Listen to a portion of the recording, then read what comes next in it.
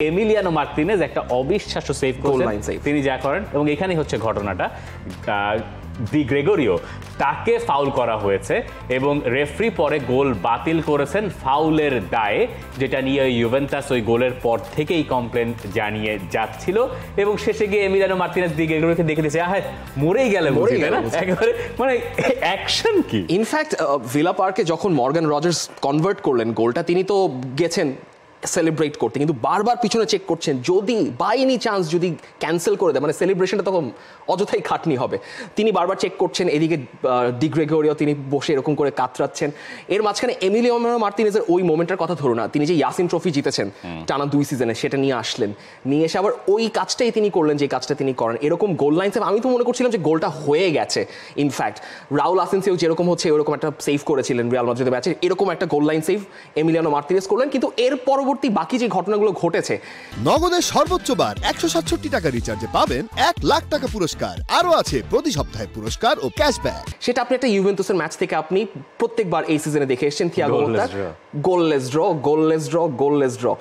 ঠিক আছে, goalless draw আরেকটা হলো, এটা অ্যাকচুয়ালি অ্যাস্টন ভিলার জন্য ভালো, কারণ তাদের একটা 6 ম্যাচের উইনলেস রান গেছে, তারা কোনো ধরনের কোনো পয়েন্ট হয়তো ড্র করেছে 4টা, এখন এটা তো হিসাব মিলায় 7 ম্যাচ উইনলেস হলো, 7 ম্যাচ উইনলেস হলো। তবে চ্যাম্পিয়ন্স লিগের হিসাবটা একটু আলাদা, কারণ আপনি ব্রুজের সঙ্গে আগের ম্যাচটা হেরে এসেছেন 1-0 গোলে।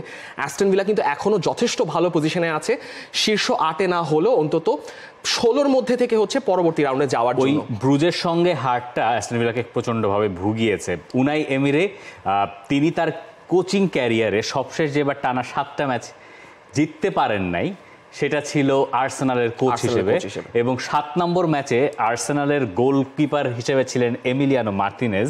এরপরে তার আর কখনো ওই আর্সেনালের ডাগ আউটে দাঁড়ানো হয় নাই, কিন্তু এবারের পরিস্থিতি ভিন্ন।